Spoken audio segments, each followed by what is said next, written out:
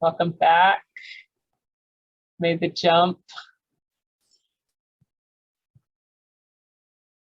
Hopefully we got everybody. Okay, cool. Welcome back, folks. I hope y'all got the chance yet to connect with some new and old friends in the breakouts. If you have a minute, we'd love for you to just be sharing in the chat, you know, any seed stories that came up, any yeah, just like any little tidbits, jewels that you might want to share back to the big group about what y'all talked about in breakouts. I know in my particular breakout, there was some resonance of sort of happening into seed work and seed saving by virtue of yeah, finding yourself with seed and then feeling responsible to keep it going, and maybe that becoming a beast unto itself. It's a growing responsibility like a child. So yeah, that's something that we talked about a little bit. And yeah, while y'all are dropping those in the chat, I would love to introduce our session leaders to y'all, and I will hand over the mic to them. So the session is broken up into two. We'll hear from Miss Bonnetta first, and then we'll have kind of a short break for reflection, and then we'll switch over to Nate. And so I'll introduce Nate first, and then Bonnetta, and then Miss Bonnetta, I'll hand it off to you. So Nate Kleinman was born in Philadelphia and started gardening early in life.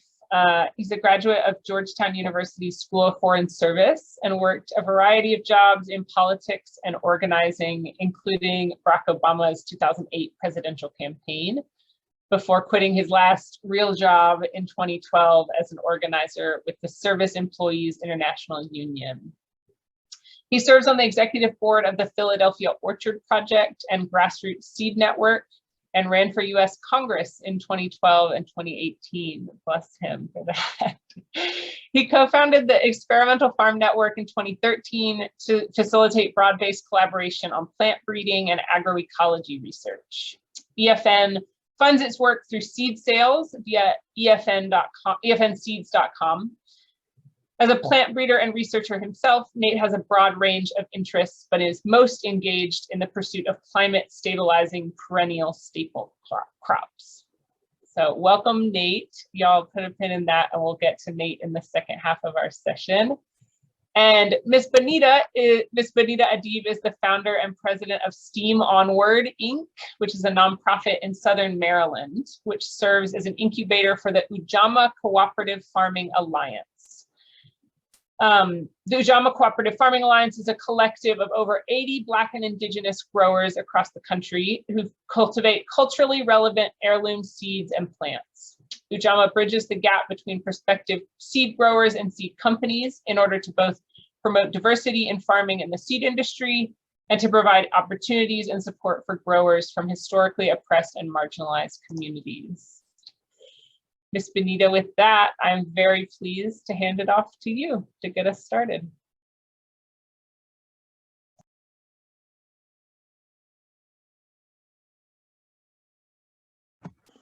Thank you so much for having me.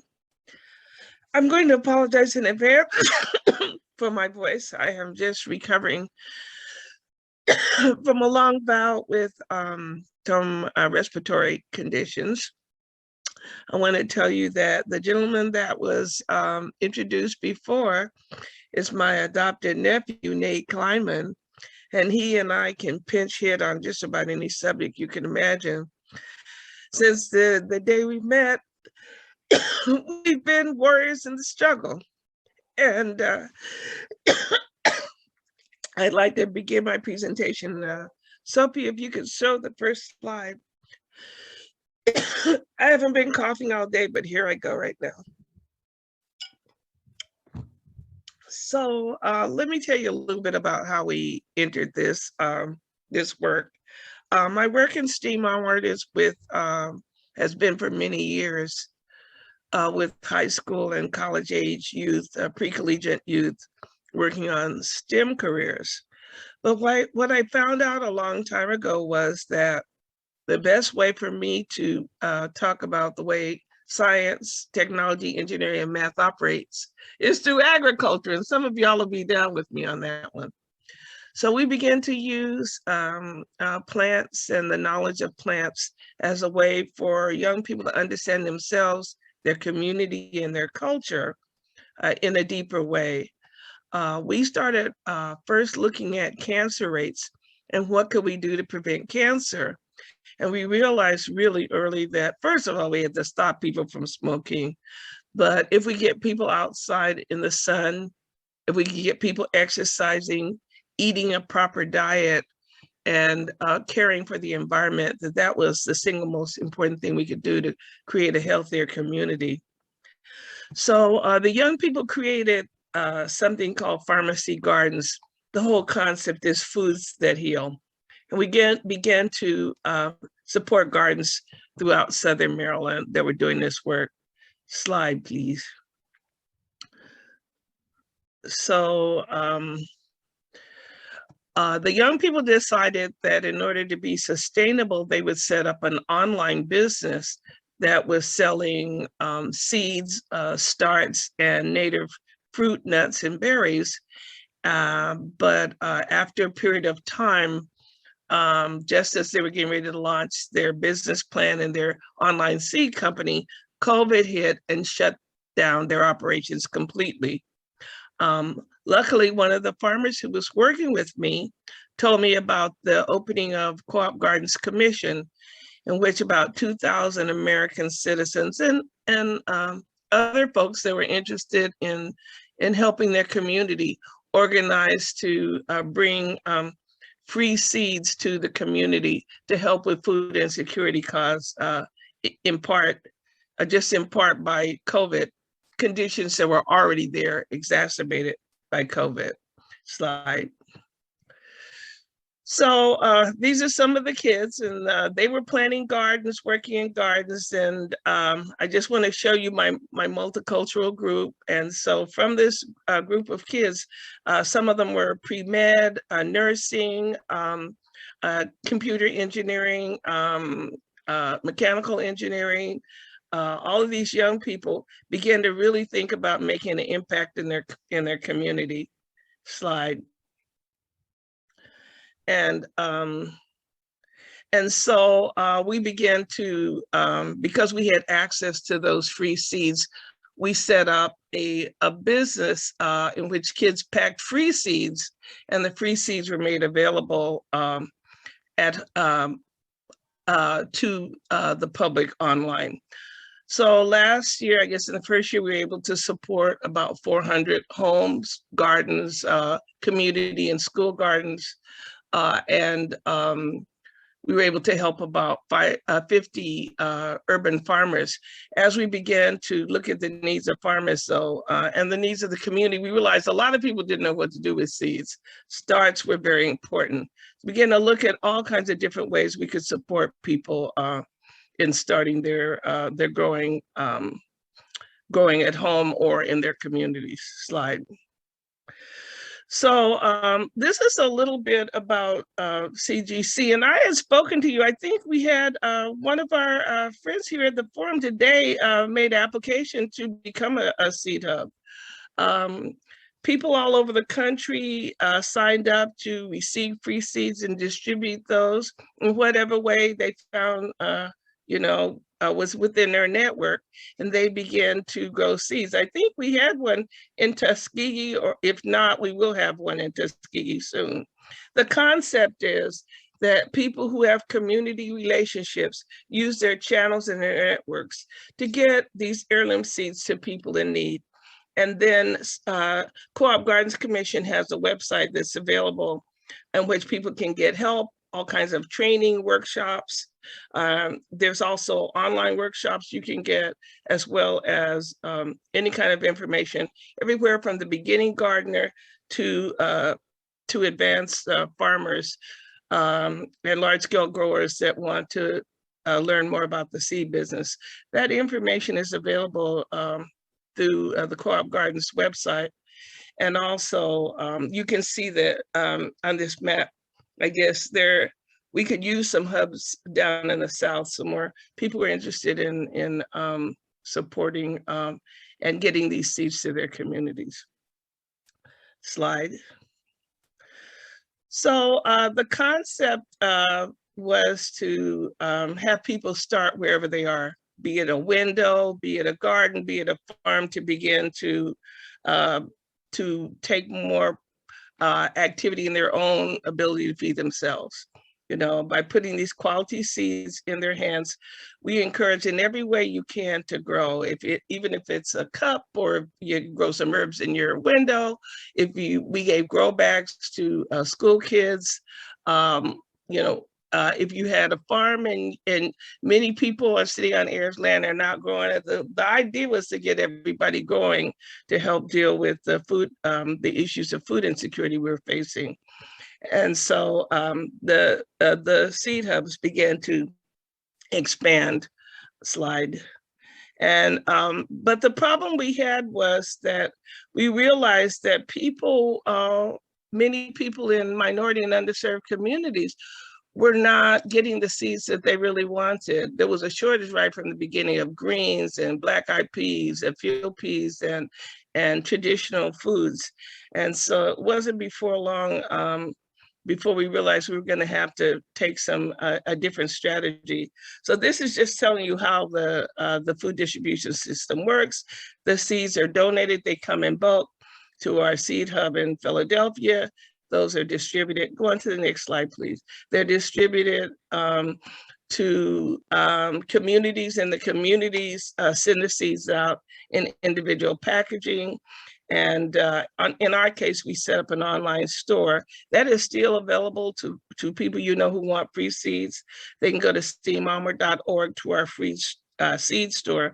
And for a small fee for shipping and handling, they can receive up to 5 packs of heirloom seeds for growing. Slide. So this is just a picture of what the store looks like. So even though we had quite a few seeds available, immediately, we began to run out of seeds that were important to the community. We were brought an opportunity by our dear friend, Nate Kleiman. He realized immediately, because I was working with the whole chain of growers that were supporting our youth, that we could get those growers to start considering seed farming right from the beginning. Slide. So I wanted to show you, this is available for all of you who are interested in more detail about farming. I mentioned this to you earlier, but you can go to Co-op Gardens, and under Gardening 101, there's lessons. There's enough for you to get a PhD probably in agriculture. There's enough information here. Just about everything you want is available for learning about how to grow, how to become a grower. Slide. I also wanted to talk about this. I know I had, one of the things I mentioned was that we were also interested in native fruit, nuts and berries. And so when people in the community found out that we were reacquainting people with traditional or native fruits, we began to receive donations from fruit. And many schools and community groups had forgotten a lot about traditional foods. My grandmother spoke about, persimmon and pawpaw that were in the woods. But people had forgotten, many people had forgotten about the bounty that was the forest. And so we began to talk about adding to your garden native fruit as well. Wineberries are growing everywhere, and pawpaw, and many places they just drop, they fall. And people just are not, they've lost touch with their traditions of gathering those things seasonally and preserving them. So this became another opportunity for us, was to start a native fruit and tree nursery. And you'll learn more about that when you learn about EFN and the work they're doing. So we really are trying to encourage people to grow native fruit because they don't require pesticides and fungicides, and they are already ready to grow in whatever climate you're in. They're available in your climate without a lot of manipulation. Slide. So another thing we talked to growers about was soil health, cover crops, extending the season. We realized that many of our growers did not realize that there were actually grant opportunities and they could build soil and enrich soil by using green manure or other strategies, regenerative agriculture strategies. So we began to put together a mix to help people, particularly during the winter months. You're probably looking at this and saying, really, you do that, you put out all that mix? Well, yes. One of the things we were doing, especially in the first year of the pandemic, is that if people mix collard and rape radish and spinach into their cover crop mix, then they could use that, access that as food during the winter months. I think as we move on, it's really important for us to make sure that our food pantries and people who, and all growers understand that there's many things that can be grown and harvested, and they can have access to fresh leafy greens and other foods during the winter months. Slide. So here's Nate. When we found Nate, it was really a beautiful thing. He was already very much involved in community outreach. One of the things we observed was that COVID hit the communities that were most already in trouble, communities that were suffering from environmental pollution, places near sites, near Nike sites, or places that had polluted water. Those were those maps that looked at those mentally damaged areas were an overlay. The people who were dying from COVID were right in those communities. And we know that that's not an accident, that poor people are victimized by whoever would design to put polluted areas, toxic waste dumps in communities where they feel that people can't defend themselves. And so Nate has been doing this work for many years. So I know I say up here that he's a true brother, but I've adopted him as my nephew. You know, as my grandmother said, you got to know your people when you see them.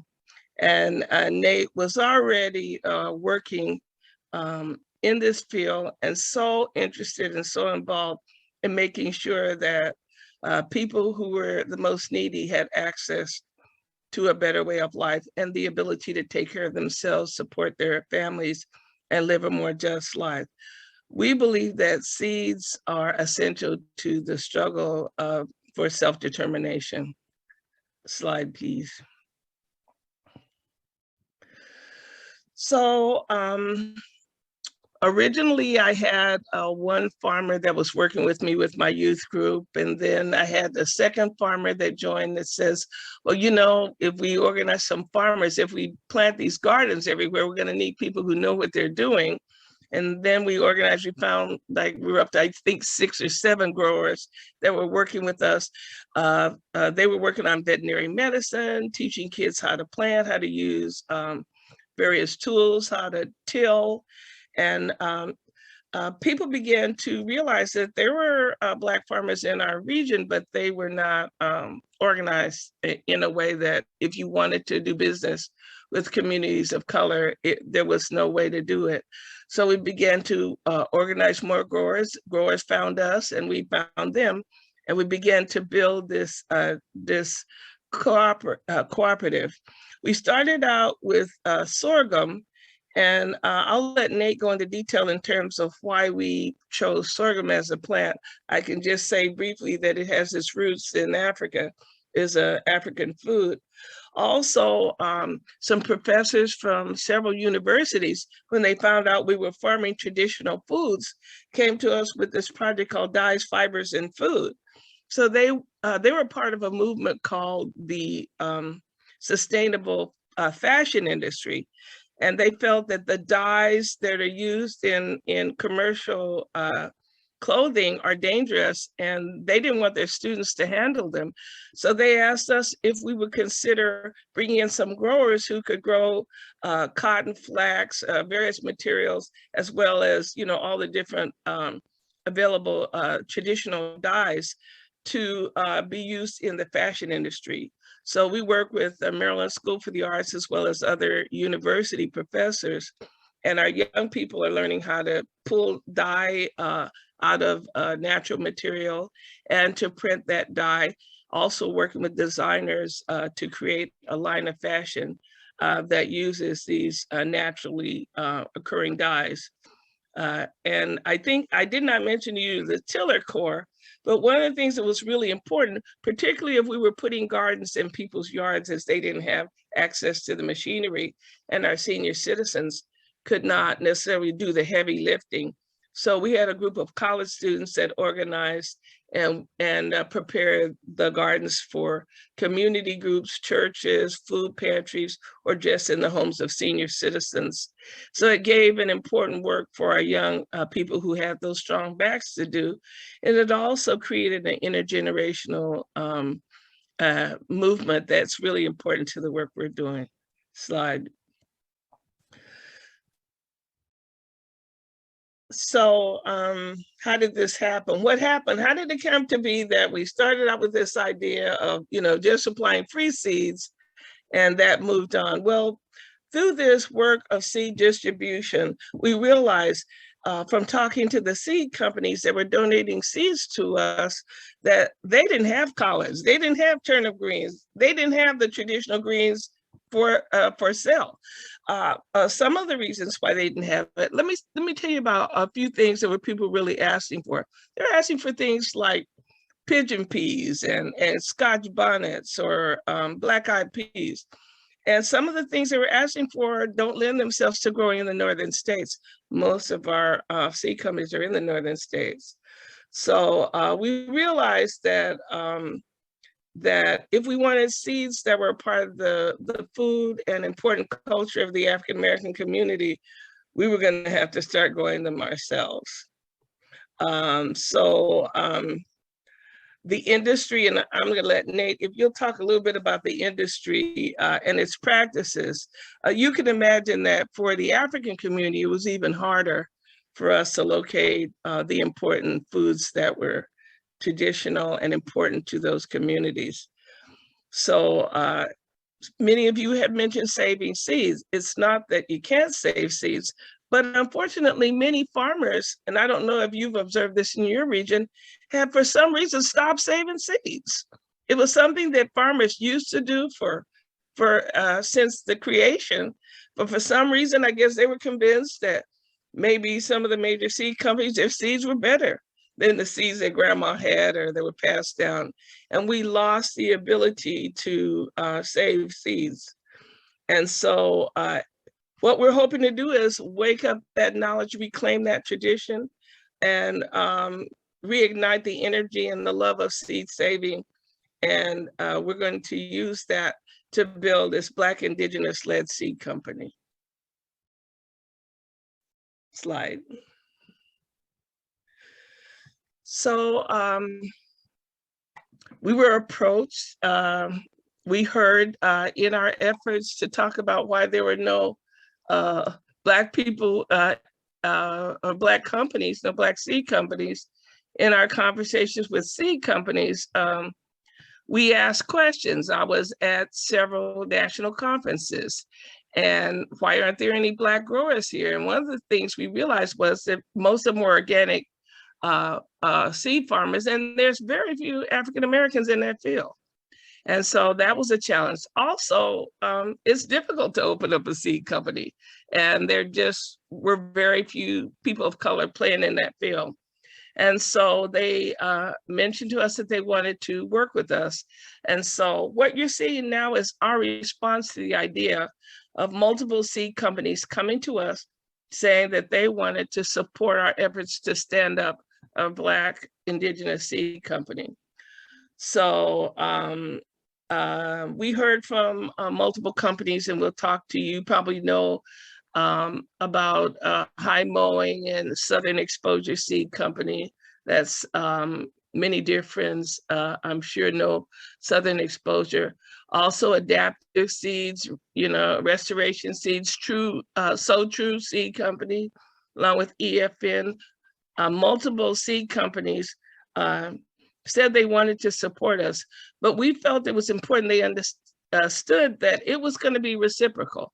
They could, you know, they offered some support, but we felt that we had something to share. We had knowledge, and it would be mutually beneficial, the relationship. So we proposed that if they would help us, we would help them as well. And one of the things they needed was they wanted to do some healing based on the history of the seed industry and of American agriculture. There's a lot of healing work that needs to be done. So we felt we could work and do this work together. Could you go to the next slide, please? So we made a proposal that the seed companies make contributions and support our work over 5 years.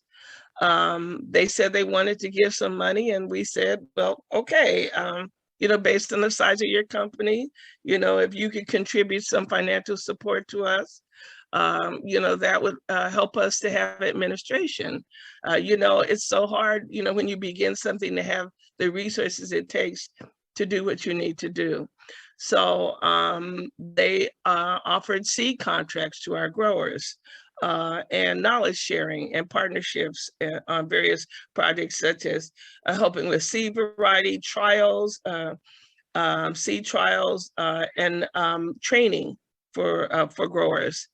And we also asked them that they not use us as a way to prove their social, you know, justice, you know, to brag about what they were doing for us, but let us be the ones that talked about the work we were doing. If you could go to the next page, please. And this is really where we are in this process. Now, may I mention that even though we have been doing this seed work for about 1.5 years, this all happened since March. This happened in the month of March. So at the beginning of March, they came to us with this proposal. And so we are busy standing up this company and working to make it happen. So even though we have worked on that relationship, we have about 13 to 14 companies that now have seed contracts that are open to BIPOC growers and other historically oppressed communities. We're asking that our growers get some help, you know. We're asking for that royalties be paid and that people be honest in their discussion about what really happened. We're working with Organic Seed Alliance now with their conference and other organizations to begin to rethink the history and healing that can take place in our community.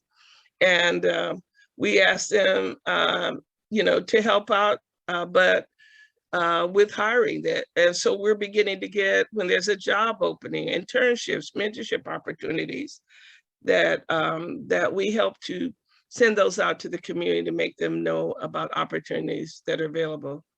Slide.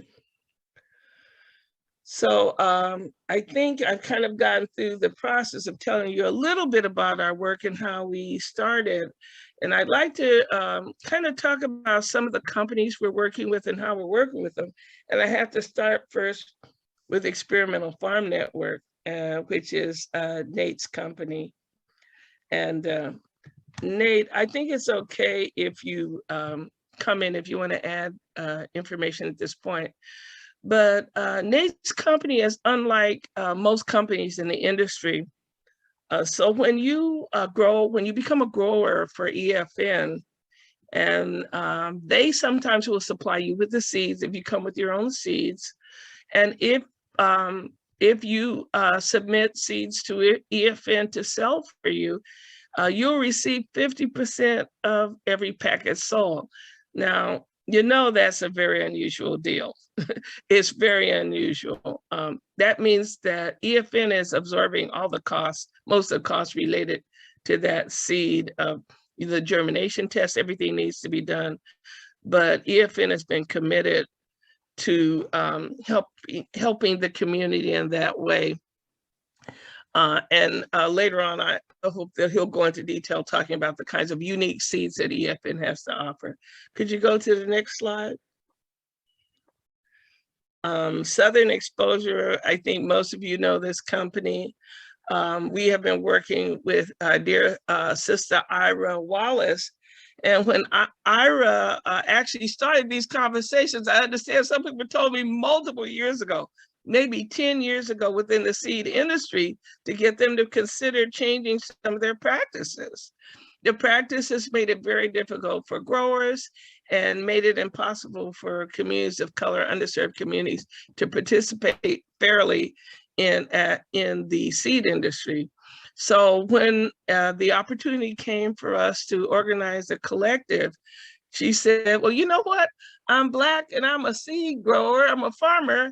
I belong in your organization. So she came in to join us as a part of our team. And it has been the most incredible blessing, as you can imagine, to have one of the leading plant breeders and plant scholars in the world that has joined our ranks. It's been just such a joy. And Southern Exposure has done so much to teach us the business. And if you can imagine, when people first talked to us about seed farming, many of our growers who had been doing seed farming said, well, I have 1,000 acres, I got 500 acres, and that's not what it takes for seed farming. Seed farming is a very unique form of agriculture.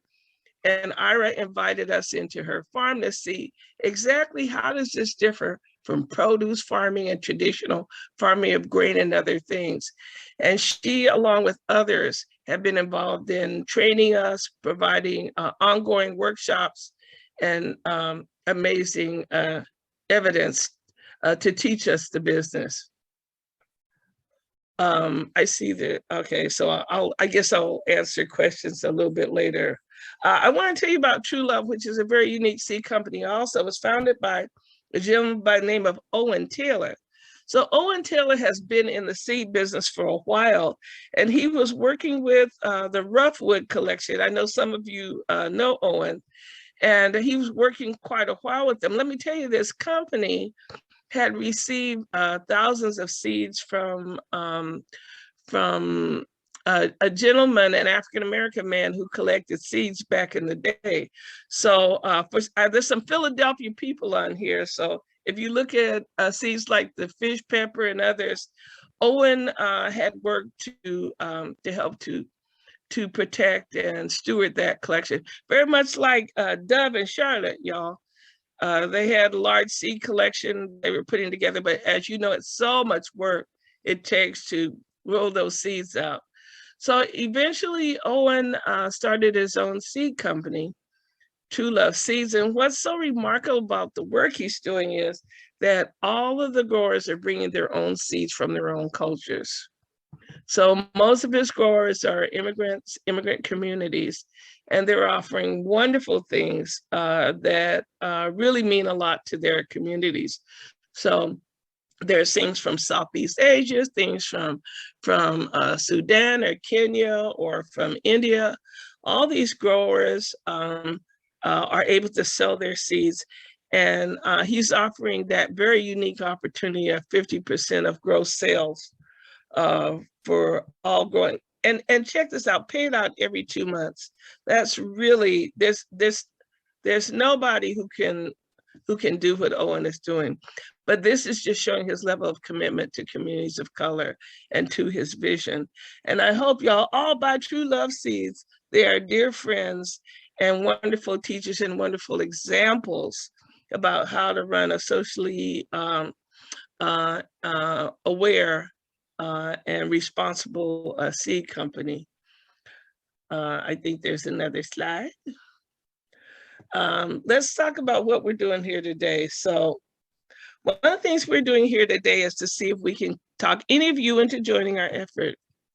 I have been speaking to some of the people on your board and telling them we need people to grow these things. I was talking to a dear friend today who's got a big sweet smile on their face, who is from East Africa, and Lord knows we have a lot of people who are from East Africa who need their important food, that they would be healthier and happier if they could get that. We're looking for growers to bring seeds and growers who can help us to continue to gather this collection of seeds that are important.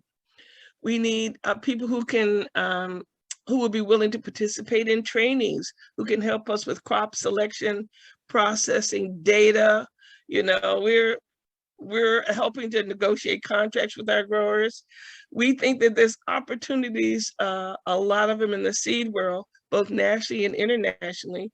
And we think that those of you who are interested in joining us, we have a place in our hearts and our business for you, if you're willing to collaborate and work collectively in our international efforts. So we think that a lot of people have forgotten how cool farmers are, but that's not, of course, we know. But we think we can make people understand the importance that we provide, the gift that we provide. If you're wearing clothes, if you're sitting on something, if you ate today, thank a farmer. So we hope to rejuvenate and help people to regain respect that you growers and farmers and value-added members of this organization deserve. All right. So from our studies and our work, this is what we think Black growers need. Talking to one of our growers from Mississippi, from Georgia, he was saying that only 20% of the seed that's available in Georgia is grown in Georgia. And we believe that we need locally adapted seeds. We need the seeds that were important to us. Crowder seeds. Somebody mentioned black crowder seeds. Oh yeah. And all the wonderful things that are part of our food traditions. How are we going to get the good quality seeds if we don't produce them? It really is, it's on us to do for our own communities. You know, the other issue is labor, the cost of labor. So we believe that collectively we can work on helping to get things done. Many of our growers say that they really can't afford to pay labor, and that's why we work collectively. Hopefully, when you need to bring in, like we were bringing in sorghum a few weeks ago, you know, we needed 100 people to show up. I think only 50. We need some of y'all to come and let's work together in the way our ancestors did. They work collectively. Also, there's no reason for every single one of us to have a giant, you know, tractor or all these tools. We can share tools and we can share knowledge and resources. We also want to talk about access to land. We have many people who are sitting on land and don't know how to make the best use of it. Some people have forgotten how to farm, like in my family, you know, 250 acres in South Carolina, and nobody knows how to farm on it. You know, we are waking up these traditions, but we have to do it together and collectively. So next slide. So we need you. And this is what we need from you. We need you to be committed to the principles that we have of sharing and working collectively, and that you will use organic methods. We don't use, you know, fertilizers, dyes. Many of our growers don't even irrigate. You know, we try to use those practices, and we ask that all our growers use those and work collectively on improving our farming practices together. We have a lot of documents that talk about, you know, how much property you have, what you want to put in cultivation at this time, what crop preferences you have, if you have pest pressure, if your neighbors are growing corn, you know, in terms of isolation, all that.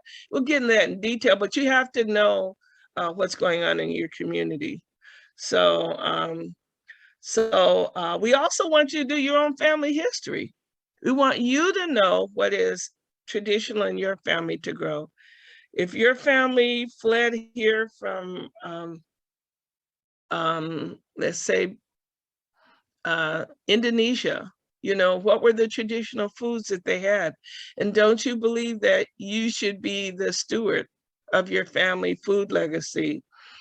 We also need you to participate in workshops and trainings. We hope to be quite profitable in the future years. And as a collective, we will share in that profits. We will share in all decision making. So we need you to agree to get to work, roll your sleeves up, and participate in all our working groups as we build, you know, a governance system. And you got to be entrepreneurial. And I know some of you, I heard some people in here have figured out how to make value-added products to increase their revenue from some of the things that they're growing. So that's kind of what we're looking for from you. And we're hoping that that you see a place for yourself in working with us. Slide. So another question I get a lot is, you know, if African-American people, if we came here from Africa and we had food traditions, what were they? You know, what did we come here knowing? And many people are very surprised to find out that okra is an African product. Field peas and watermelon came from the continent. One of the big questions I get from growers is, well, when Africans came to this country, you know, what were they missing? You know, what were the things that were grown, and how do we find out what they are so we can add those beautiful things back to our diet? I was talking to one sister about spider plant. It's a very nutritious green that is used in East Africa.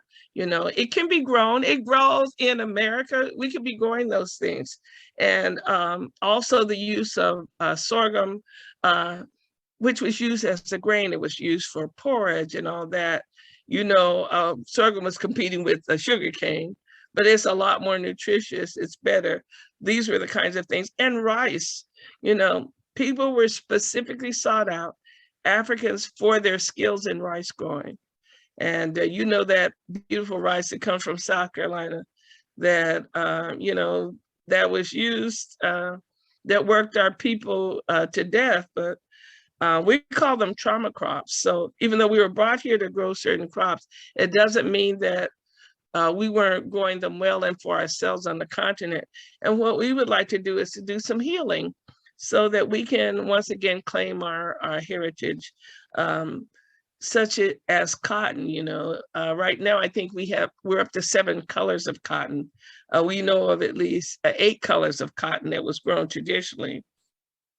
Also indigo varieties that were grown, and all the varieties of rice that came from the continent. So we want to deal openly with the pain and frustration and around slavery, but we want to reclaim that culture. We're not going to throw the baby out with the bathwater.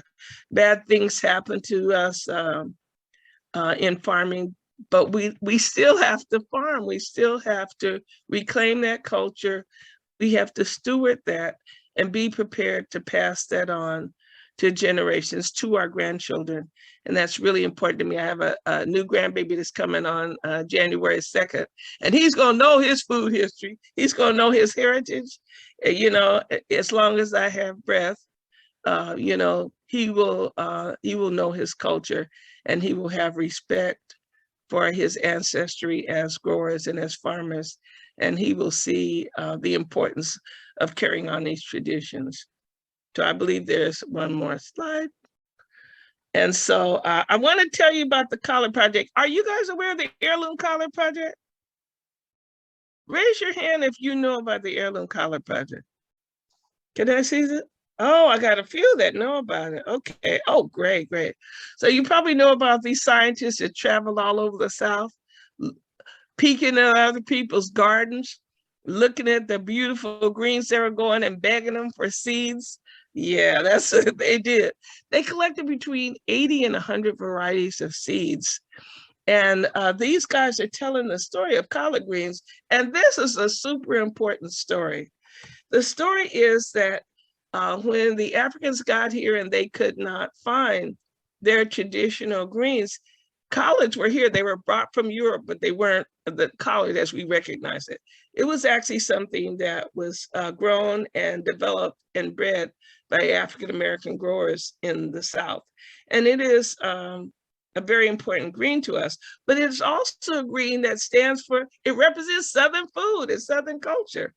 So we are, Ujamaa Farms, we are enlisted in the effort to get everybody to grow collards again. And so we need your help in going out and participating in collard trials. Right now I have about 23 varieties, and please tell me you want to grow collards. I'm not saying you can't grow mustard greens and black-eyed peas, but please, we all need to make sure we got some beautiful varieties. We got the Alabama blue that's gorgeous, and other varieties that are from your region. I bet you Dove and Charlotte probably have some collards too. Y'all got collards? I can't hear you, but I guess Charlotte, you're muted. Yeah. Do you have collards? We got several varieties of collards, including the blues. See, that's what I'm thinking. So one of the things we want to do is to get us all back to the point where we can supply our own families and our own communities with the food they need to survive, and that we can thrive and walk with pride, understanding the importance we have to our nation, and that we are the answer that we've been waiting for. Oh, somebody said they love those blue collar Alabama blues. Okay, so all right. We got a Memphis blue that's really pretty too, and some others that are coming. So we hope that you consider it working with us. And I'm gonna turn things over to my nephew, Nate, right now. And for those of you who wanna learn more about commercial seed farming, he's gonna talk to you about that and more. And what we hope you can do is, I hope that you decide, hey Dove, how you do? We hope that you decide that you will consider working with us and collaboration with us. If you have your own heirloom seeds, Native American seeds, seeds that you've bred, those are all things that we would want you to consider working with us to bring to the world, okay? So are we gonna, I think you said, Sophie or Alice, we may have a little break in this transition. I'm gonna turn the floor back to you now. Beautiful. Thank you so much, Ms. Bonnetta, for that presentation and for just, all the work that represents. It's just really beautiful, sacred work. So thank you and y'all for doing it and for sharing with us about it. Mostly in this transition over to Nate, I wanted to take one quick moment to say that ASAN, thanks to Southern SARE, we have 20 copies of this book, The Organic Seed Grower, to give away. So if you are interested in getting one of these mailed to you, if you will drop your mailing address and your name in a direct chat to Sophie, that would be wonderful, and we'll gather all those and we'll be mailing them out after the forum. So great manual, and Southern SARE is just a great supporter of ASAN, of sustainable agriculture in the South. And got the hookup with these awesome books. So happy to pass those along to any folks that might be looking to sort of level up their seed growing. With that, I will pass it over to Nate. All right, thank you so much, and thank you, Bonnetta, for that all those kind words you said. You know, I feel the same way. It's been a real honor. As you can all see, imagine, I'm sure, being able to work closely with Bonnetta for the last year and a half has been an immense pleasure and honor for me personally. So I only was asked to do this literally a few days ago, so I didn't. The topic commercial seed production is not exactly what I'm going to cover entirely today, but I will leave plenty of time for questions if folks have some. But I did what I wanted to do was talk about how I got into this work and how we operate, some of the reasons that we're doing what we do, the importance of preserving agricultural biodiversity, and then I took a chunk for the PowerPoint I prepared. I took a chunk of a talk that I gave at the NOFA New Jersey conference a couple years ago. They asked me to talk about my seed heroes, and so I end up sort of a big chunk of this talk is about some of the other seed companies that I like to work with, that we're working with through Ujamaa, and just some people who inspire me personally in this work. Some of them are the faces behind some of the companies that you might be familiar with. But for me, seeds are about relationships. They're about people and cultures and history. And so, it's hard for me to just talk about when I was given the topic commercial seed production, this is where I ended up wanting to just talk about the people who I've come to meet in this industry over the last few years. As Alice said, my background is in politics and organizing before I got involved with seeds, and but I really consider my seed work to be in that same context. I'm really grateful to see Dove in person, who I've communicated with before, and to meet Charlotte and all of you. I'm just really thrilled to be here. I've only been to Alabama once, maybe briefly a second time, but I had a really great time there, and I'm looking forward to coming back. So I'm going to share my screen and go through this slideshow myself. I might have to move and charge at some point. Hopefully this computer doesn't shut down. It hopefully gives me a warning before that happens.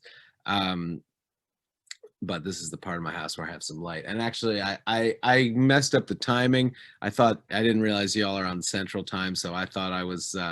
I have a friend who's coming over shortly and is going to help me process some seeds. So I might there might be a brief interruption when I get her working on some basil seed or something. And if I was processing this bag of Eastern redbud pods, which are not a typical crop that people grow for seed, but people want to grow redbuds, so we're going to sell the seeds. All right, let me share my screen here.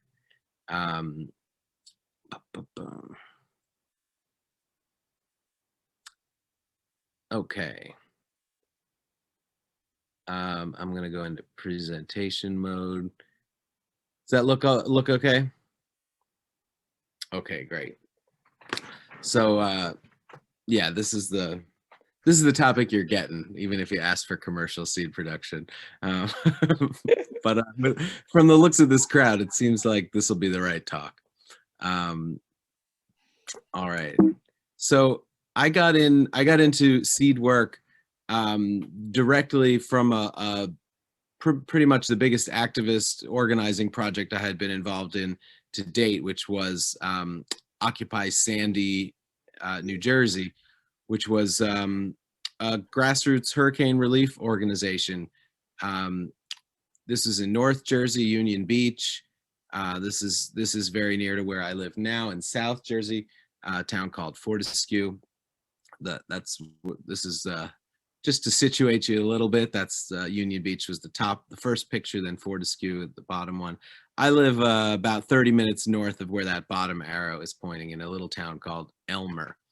And I grew up in the Philadelphia area.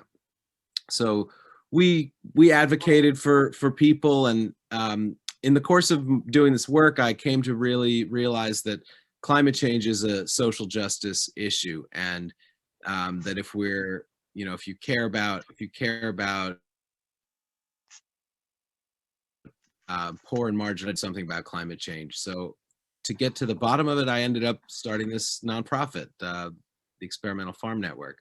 I've got a few slides here for those who are maybe, I don't know if anybody on this call has any skepticism about how the climate is changing, but this is the Muir Glacier in Alaska, picture from the same spot. You can see how much it's disappeared in 60 years. This is what the coastline of the country is going to look like if the ice caps melt, or we may be to the point where that's a when and not an if. You can see most of New Jersey underwater, most of Alabama, good chunks of Alabama underwater. I'll go through these pretty quick, but this is an image of days above 100 degrees annually, and you can see most of the country didn't get any or hardly any in the 2 decades in the 60s and 70s. This is where we're headed in the higher emissions scenario, which is exactly where we are right now. New Jersey is gonna get 45 or so days above 100 degrees every year. Alabama's gonna get even more. The form of agriculture that we currently practice will not be feasible in this climate, which I don't need to belabor that point. This is drought and wet. The purple reds are the dry, the greens and blues are the wet. And we're headed to the point where just in a decade, we're gonna have much more severe drought in many other places. And that's gonna get even worse. Oh, my computer's frozen a bit. There in 2060, 2069. But you can see also there's going to be quite a bit of wet in the areas that are currently frozen. So that's just going to add to the feedback loop of climate change. But of course, it's not just factories and industry, fossil fuels that contribute to climate change, but industrial farming plays a huge role. And it isn't just the chemical production and all of the equipment that's used, but here's a little image. You can see 24% of global greenhouse gas emissions is from agriculture. But it's the active tillage that is the biggest problem. Every time you till the soil, you're releasing carbon into the atmosphere. You're destroying the web of life, the microbes in the soil that produce soil's capacity for sequestering carbon. And whether you use old-fashioned methods or new ones, the effect is the same. So I don't need to belabor these points either, but we have a agricultural system in this country that's primarily based on monoculture, growing one crop over a huge area. These are a pile of sugar beets, canola, and we have this fiction. When you go to a supermarket, you see all these different colors, all these different packages. It seems like there's a huge abundance of diversity available, but most of that comes from those same commodity crops. And it's incredibly unhealthy, terrible for the environment and bad for us. And big part of that is that fiction of diversity comes from this. There are so many brands, but they really all go back to a handful of large companies. And the same thing exists in the seed world. And this is actually, I need to get the new slide of this. This is from 2013, but since this slide showing all of the smaller companies that have been swallowed up by these big seed companies, there have been at least 2 major mergers since this happened. So the top 2, Monsanto and Bayer, are now one company, for instance. But there are a whole range of companies, some of which Bonnetta mentioned, that are doing good work out there. And these are just a handful of the ones that I that I like and that I buy seeds from myself or have bought seeds from myself. And I'm going to talk about some of the stories behind some of these companies and some of the individuals. So you just get a little window into this world for it yourselves. So yeah, Southern Exposure, Bonnetta mentioned and talked about Ira Wallace. This is Ira, for those of you who haven't met her, and she is an absolutely amazing human being and just a wonderful colleague and friend. This is at Acorn Community. Southern Exposure is run by a collective of people who live on an intentional community, otherwise known as a commune, in Virginia. All of the people who live at the community contribute in some way, help out the organization in some way, and if you're ever up in Virginia, it's really worth paying a visit. Sometime. This is the team, or was the team a few years ago, and some of our dear friends are in this photo. They specialize in southern crops like these southern peas. Also, some know them as cow peas, but we're trying to change that, because that's something of a pejorative. These are not just food for cattle. This is food for people. And it's not just the beans and the pods that are food, but the leaves. The leaves are incredibly protein rich, one of the most protein rich green foods you can find. They're absolutely delicious. Most of these varieties have been bred for the peas, not the leaves. So there's a real range, variety to variety in the flavor profile of the leaves. Some of them are, I like some of them much better than some of the other ones. Yeah, recommend you try them raw or cooked. They're delicious. They grow some sunflowers, some indigenous varieties. These are some of the beautiful collards that you might be able to get from Southern Exposure. Some folks I want to highlight, these are the Capulars. That's Alan Capular on the left and Linda on the right. And those are some elephant's head amaranth that they're standing among. They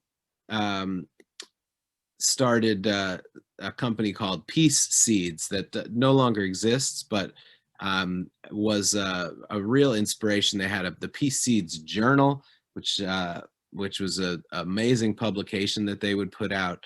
And they have done so much work with biodiversity. They were one of the first companies that started to sell diverse breeding mixes for home gardeners and for small farmers. I believe this is a beet grex, a interbreeding combination of varieties of beets, which for people who are interested in plant breeding, it's so important to have these resources, something like this population to breed from. They developed the early moonbeam watermelon, which is a wonderful watermelon that we now carry in our catalog. All of these, you see these sugar magnolia peas, all of these beautiful purple colored peas that are starting to come on the market. Almost all of that traces it back to Alan Capular and his work. The Peace Vine tomato was a dehybridization act. He took something called Sweet 100, which was a hybrid tomato, and started working with it, saving seeds from the F1 population, the F2, the F3, and selecting for a particular chemical that makes people feel good. And so he calls this the Peace Vine tomato. Every so often it sends out an orange fruiting plant, but that's just part of its charm. And on the right is Delana Capular, who is their daughter, and her partner Mario. And they now have a company called Peace Seedlings that is the successor to Peace Seeds. And a big focus of theirs, as Delana's parents were focused, is Andean crops from South America, from the Andes, and they're holding those bins of oca, which is a tuber. It's the root of oxalis. You might be familiar with oxalis as that little lemon flavored mint that looking like clover that grows around, has those pretty yellow flowers. It's a very common weed, but in South America, they domesticated that crop and found ones that produced tubers and made the tubers bigger and bigger and bigger and come in a range of colors. And so you can order seeds from Peace Seedlings.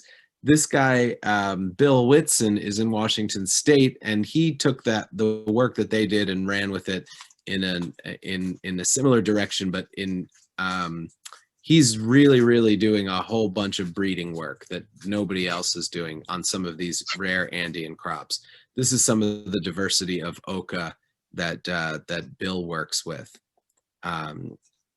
This is a potato that he sells. He does potato breeding as well. Cultivariable, you can see on the bottom right corner, that's his company.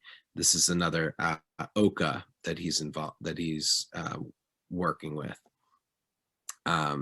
This is oyuco, which is another tuber. These are not potatoes. Really just, obviously these are incredibly beautiful crops here. He's also works with mashua, which is a nasturtium. It's a vining nasturtium that produces these edible tubers. These are really hard to grow in my neck of the woods, but maybe in some parts of Alabama you'd be able to grow those better. They like it relatively cool, so maybe in the mountains, but they like a longer day than we have. This is a picture of the leaves and the flowers. You can see it. They look like nasturtiums, obviously. Sorry, this is backing up there. Another person I wanted to highlight here is Frank Morton. Frank is also out in the Pacific Northwest, and his company is called Wild Garden Seeds. He's here with Lane Selman in this picture from the Culinary Breeding Network. Frank does a lot of also dehybridization work, takes commercial hybrids and tries to breed interesting open pollinated varieties from them. Open pollinated, of course, are plants that you can save the seeds from, and you'll get the same pretty much the same thing you got in the generation before. Frank has some really interesting plants, works a lot with green leafy greens, lettuces in particular. Purple peacock broccoli is one of his most famous creations that is commercially available now from a number of other seed companies and is really delicious if you've never tried it. He's working with quinoa as well. It's really important that we develop an industry in this country growing domestic quinoa, because quinoa is a staple food for people in the Andes. And because it's become so popular as a health food in this country, we've driven up the price to insane numbers that it makes it hard for people in the place where this food comes from to grow it, to purchase it and afford it. So developing a market here, developing an industry growing quinoa is all the more important. One of his proteges took some of the plants that Frank's been working with, in particular the rainbow lacinato kale. This is the guy, Hank Keogh, and Hank bred something that he calls dazzling blue kale, which has become also really popular in the last few years. You see it at farmers markets all over the place. Lots of seed companies are starting to offer it. It's similar to the lacinato kale. It has that beautiful purple stripe down the middle, savoyed leaves, and real strong winter hardiness as well, even in northern reaches. Also out there in the Pacific Northwest are our friends at Adaptive Seeds. That's Sarah Klieger on the right and Andrew Still on the left. They also were, I think, proteges of Frank, and they're bringing biodiversity back, as their logo says. They've traveled around the world and collected seeds. They had a project called the Seed Ambassadors Project. Sarah is the person who taught me how to legally collect seeds in other countries and bring it back with a small lot of seeds import permit through the USDA. This is something they call the Kale Coalition. You can get seeds from them, or you could, I don't know if they still offer it, for a population that could yield this much diversity of kales. They have some Armenian cucumbers, which is a kind of melon, these beautiful red Brussels sprouts. I forget what this one is called, but a population of grain corn, flint corn, purple barley, beautiful hulless purple barley. This is my friend Lisa Bludnick, who is not a commercial seed farmer. She is a market farmer in upstate New York, but has a real, she actually uses that horse as her main source of power on the farm. Beautiful, beautiful horse, beautiful farm, beautiful person. Appalachian is the place near Binghamton, New York. And Lisa is, yeah, here's some, I can't get over that she's, still doing it this way. Lisa is a bean freak. She just loves beans. Some years she'll grow 100 different beans, and they're just, she's got this amazing collection, and she's starting to grow beans at a scale that we can sell them with at small seed companies like ours. The first one that we've offered of hers is the Sacre Bleu bean, which is this gorgeous blue bean that she has been selecting for years out of a population. It first cropped up from a bean in France, and she just has kept working to save the bluest of the blue. And yeah, it's hard to imagine a more beautiful bean. Lisa's also grown some corn, and we've worked on getting some corn to her. This in particular, this corn here is one called I believe this is the Katie Wheeler corn. It came from the man on the far right in this photo. That's Stephen McCumber here with Owen Taylor and Lisa, and Will Bonsall from Maine on the left with the beard. Stephen is a member of the Mohawk tribe from the Akwesasne area. I think he's from St. Regis, the border area between New York State and Quebec. And Stephen is a amazing seed keeper, storyteller, dancer, comedian. He's produced these beautiful posters of the corn of the Haudenosaunee Confederacy, and he is just a really inspirational guy and a whole lot of fun if you ever get a chance to meet him. These are some of the plants that he has highlighted on his social media profile. Will, the other man in that picture, started a project called the Scatter Seed Project. He is also not a commercial seed farmer, but an inspirational seed saver. He works up in Maine and does things the old-fashioned way. This is his method for harvesting ground cherry fruits. He makes this rack and then lifts up the plant, and all of the ripe ground cherries are underneath it. Pretty ingenious. And he's got a great book out there, which I thought I would highlight here. Much of his potato collection, unfortunately, has been lost because he didn't have the labor one year when his back went out in the last few years, and was not able to harvest those potatoes out of the field. And so most of them froze to death. And it just highlights how important it is to build connections between younger generations and older generations that are doing this seed work. It's so easy because these are living creatures for these things to get lost. Bonnetta spoke about Owen on the right of True Love Seeds with his partner Chris Bolden Newsom on the left. They're based in Philadelphia. Chris farms at a place called Sankofa Community Farm, and Owen is the founder of True Love Seeds. True Love is actually a family name in Owen's lineage, in addition to being just a great name for a seed company. This is Simone, who was one of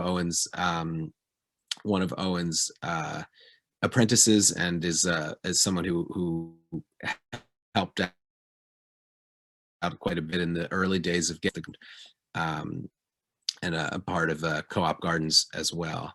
Owen makes this beautiful calendar. This is some white velvet okra.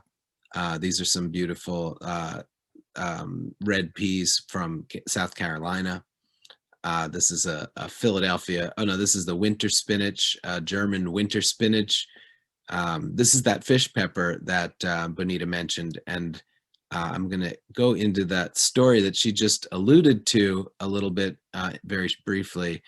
This is the Lunga di Napoli squash. That's like a butternut type squash from Naples. That's enormous.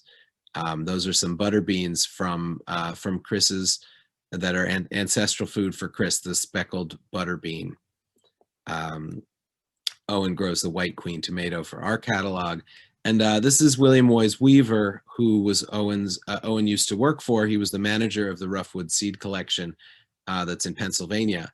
And the story of that collection is what I'm going to briefly go into next. This is one of Will's books. He has written many really, really wonderful books,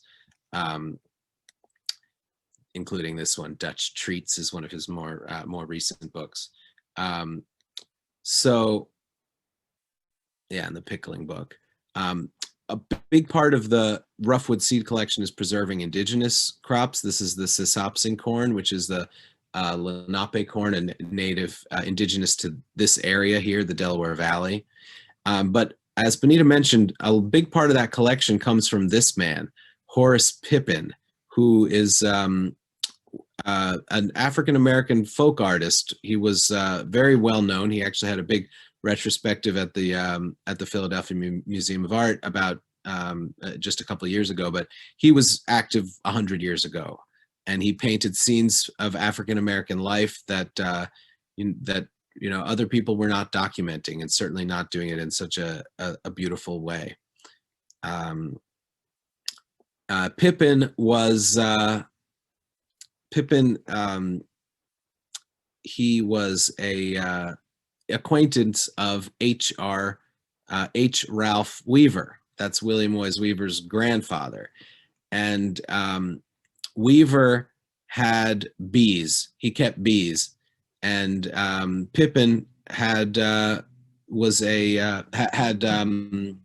arthritis, and bee stings were a traditional treatment for arthritis back in the day. So he would go to Weaver for bee sting treatment, and he would pay with seeds. And Weaver was Pippin was a member of this, was a part of this long tradition of African-American caterers in the Philadelphia area and the Baltimore area. And they maintained a wide range of really amazing seeds, including that fish pepper.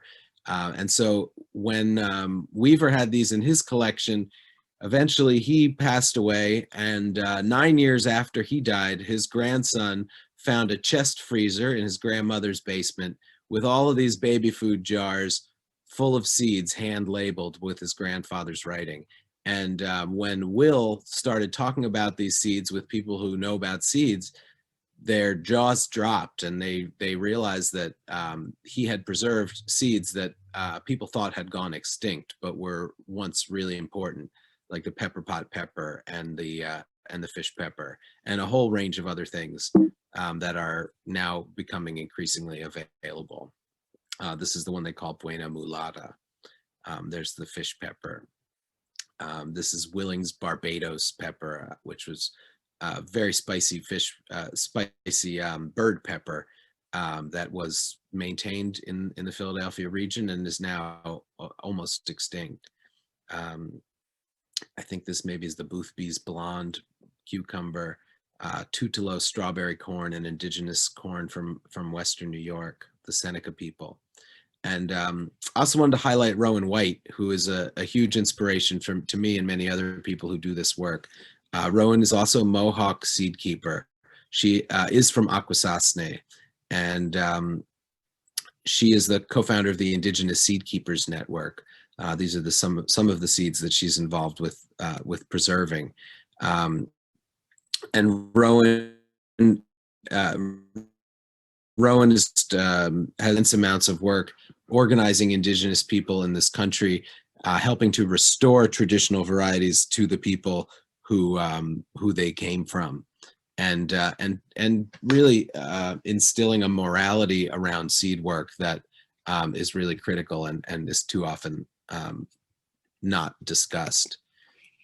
She also is a plant breeder herself. This is a book that she wrote years ago that NOFA New York still has available, Breeding Organic Vegetables, a step-by-step guide for growers.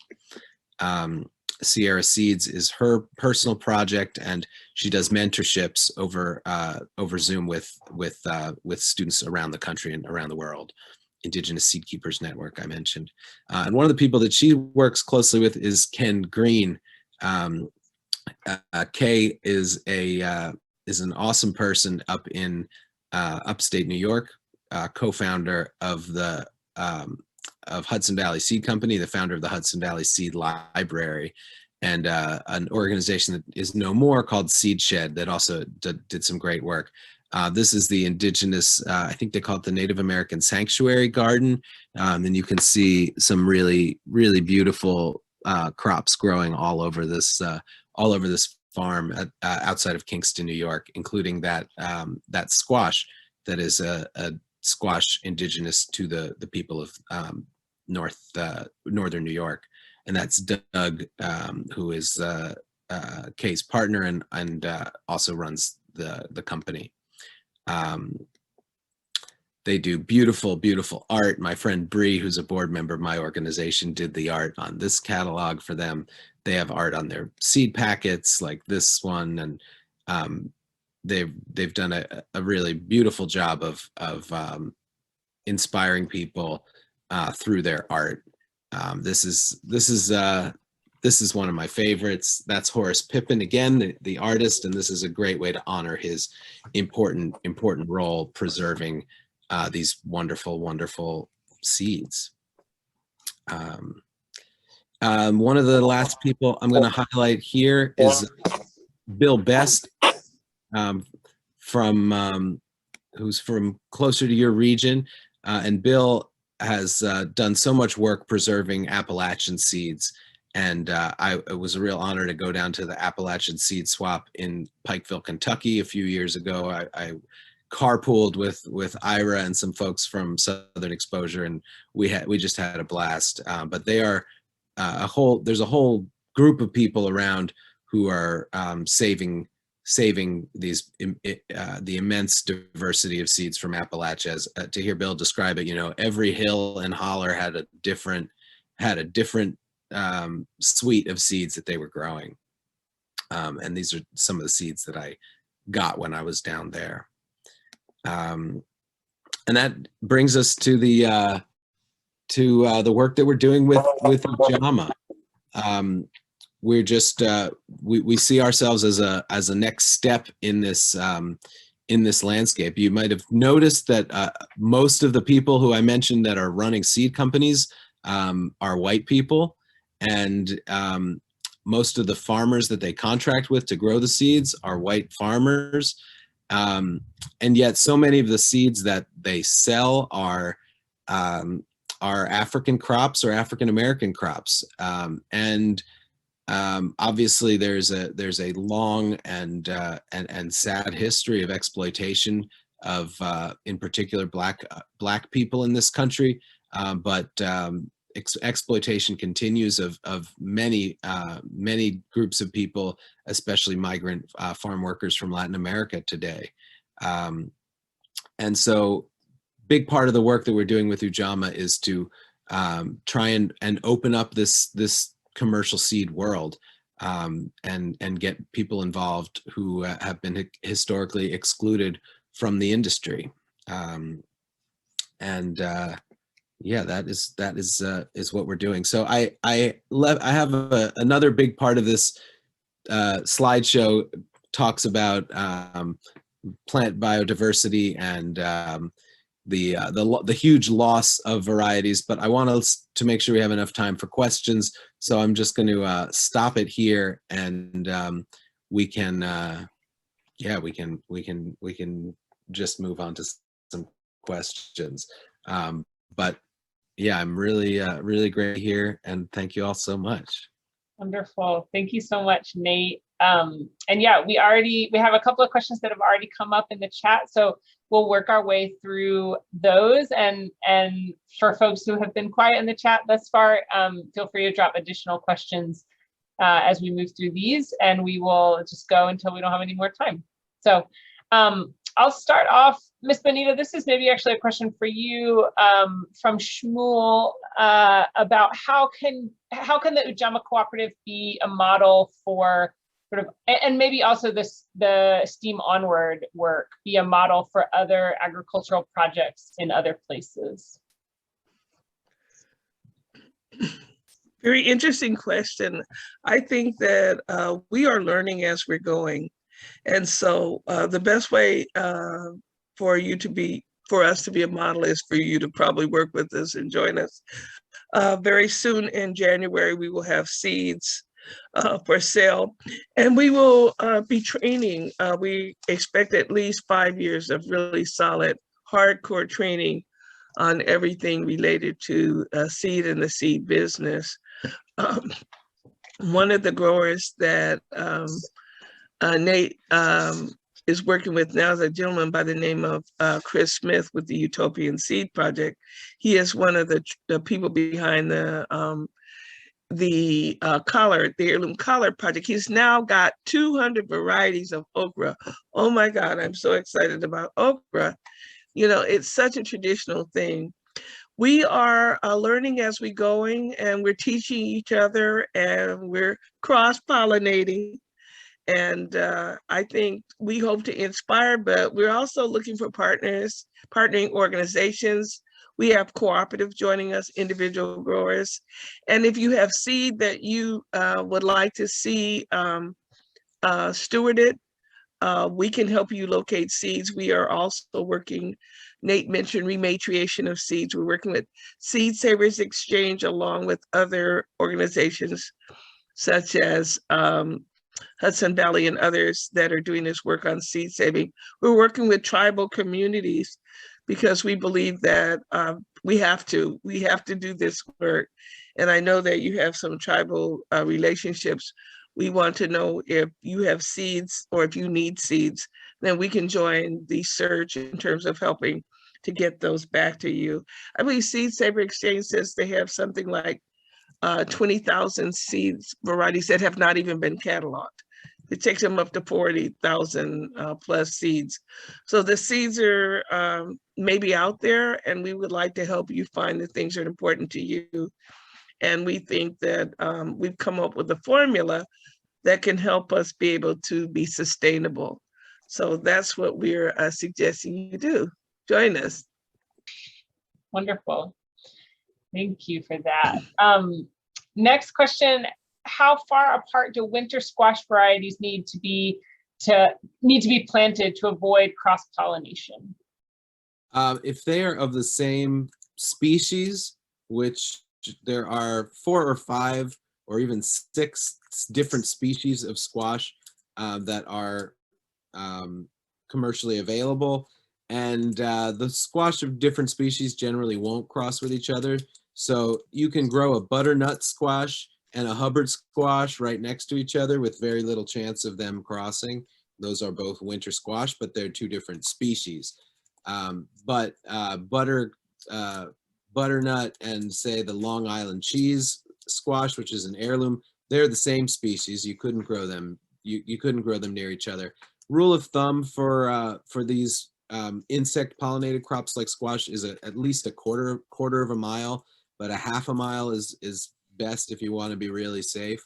And the way that you can really ensure that you're keeping them pure is to hand pollinate, and not just to hand pollinate, but to individually isolate all of the flowers the day before they're going to open, so that you make sure that no bees go in there and cross them. Wonderful. Thanks so much, Nate. Another question also from Erica. What are the steps for getting a new variety of seeds certified? You know, that's a complicated question, but also a pretty simple one. And the simplest explanation is nothing. You don't have to get a new variety certified to release it into the world. All you have to do is give it a name and start selling it or distributing it. And that's the way things work in this country. We do have, you know, various legal regimes for introducing new varieties if you want to maintain some intellectual property controls over them. Plant variety protection, or PVP, is the most common. There are unfortunately patents on plants as well, but that's primarily for genetically modified plants. And yeah, that's the best answer I got for that so far. If you, yeah, you can get a variety certified, and there are existing varieties that have standards that are published, well-known varieties. Those are out there, and if you're trying to produce seeds from them, you can get them certified as that variety. But most companies don't bother doing that. The consumers tend to take the word for the company that's selling them the seeds. But yeah, the general standard is, you know, if you have created something new, you just give a name to it and put it out there. Cool. What are some basic differences that growers should expect between growing crops for produce versus growing crops for seed? So you sort of, y'all have worked with a lot of people that are growing out seed. What are maybe some kind of main pitfalls or mistakes that you've seen folks make kind of in making that transition from growing produce to growing seed? You know, I'll see if Bonnetta has anything to add to this, but for me, it's a big part of this is it's all in the timing. You know, you've got to let the seeds fully develop, and but before you harvest them, but then you also don't want them to rot or to be taken by animals or pests. So, you know, a big problem that I've noticed for new seed savers is just harvesting too early when the seeds are not yet ripe. And it's you know, there's a big learning curve, but the plants are the best teachers, and you learn this work by doing. And over time, you know, you come to learn the needs of every individual species, and often even varieties between species. But I much prefer being a seed farmer. I don't think I could possibly be a vegetable farmer, and I have huge amounts of respect for anyone who is one, because I can't imagine having to harvest when everything is at the peak ripeness, and you're only, you know, you got to get it refrigerated right away. You got to get it to market right away. There's seed farming is actually a lot more forgiving. You know, you have to just grow the plants healthy enough to produce a crop, and then let them fully ripen. And even once they are ripe, you often, you know, you don't have to harvest them that day. You can harvest them a week later, or 2 weeks later, or 5 weeks later, as long as they're still in good shape. They're not getting moldy or getting eaten by birds. Nice. Yeah, I think that a lot of the growers, you know, from talking to some of our growers that I've met, a lot of the growers would like to do both. They would like to produce seed, and they need to do produce farming. And so what we've suggested is a trick I learned from Ira, is it's in the planting. So normally for the purposes, let's say collard, because that's something that we're very excited about, right? So normally if I'm planting collard for, no, let me take mustard and turnip because I have those in the field right now. So you plant those late, a fall crop, and then you plant them fairly close together. So for the purposes of seed farming, I really need to plant them about 1 foot apart. That would be fine. But for the purpose of produce farming, I can be reaping a harvest off those either to sell or to donate to food pantries on a regular basis. As soon as they're up 6 or 8 inches, I could start thinning them.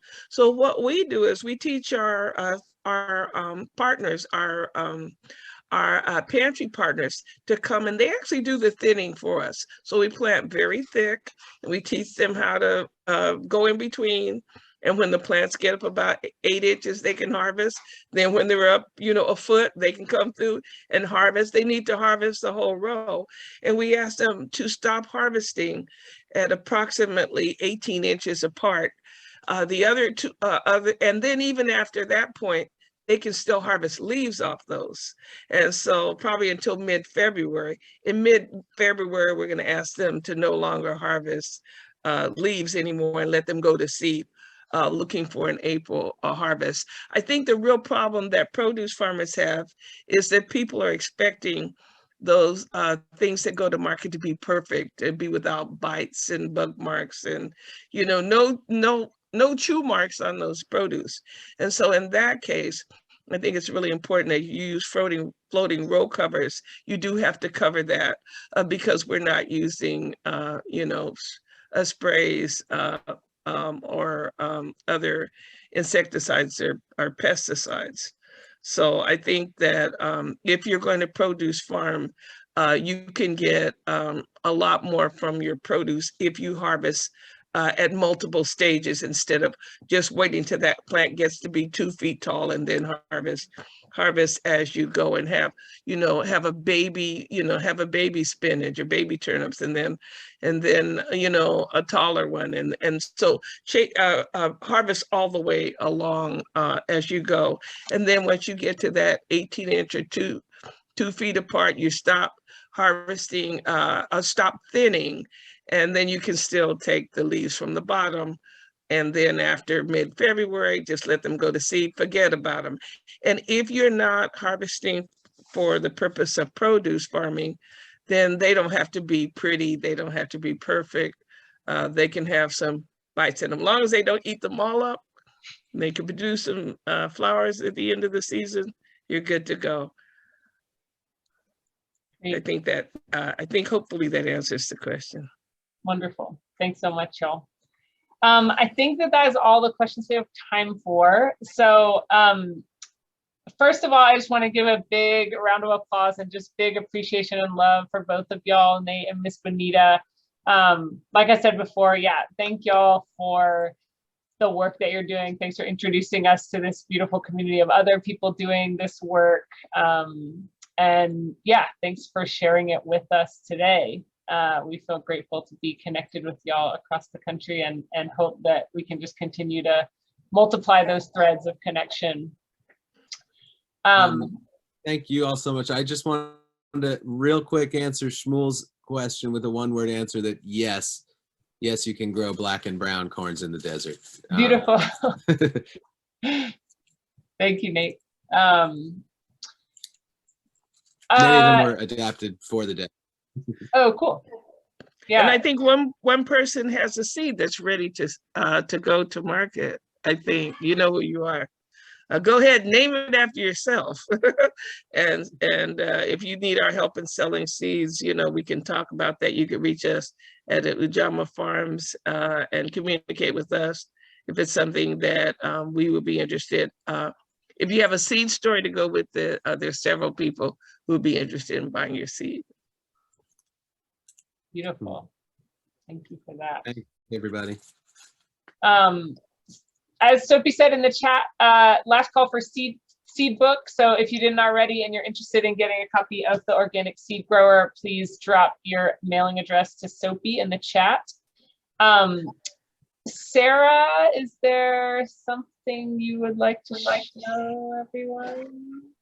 Okay, wonderful. And while Sarah is sharing this, I would love if y'all could drop in the chat just like words of impact of this session, what you're taking away, what touched you. And yeah, this.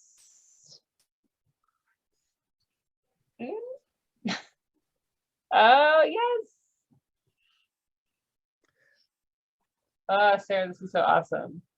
And if you have your people who are harvesting wild seeds, medicinal seeds, we need you. Please contact us. Whoever is harvesting that beautiful, I think it was the sumac, we need you. We need sumac. So anything that's medicinal or traditional, if you have those seeds, please contact us. We need you and want you. Sarah, this That's is beautiful. Yeah, this is so wonderful, Sarah, as always. Wow. This is magical. How did you do this? Actual magic. Is that a poster? Yeah, that was made just while we've been talking. Sarah is a genius. Word. Yeah, look. Sarah, I want that. I don't know how you did that. We will be distributing this for sure. Y'all don't worry. This is just the first peek. Wow. Yeah. Oh, this is awesome, Sarah.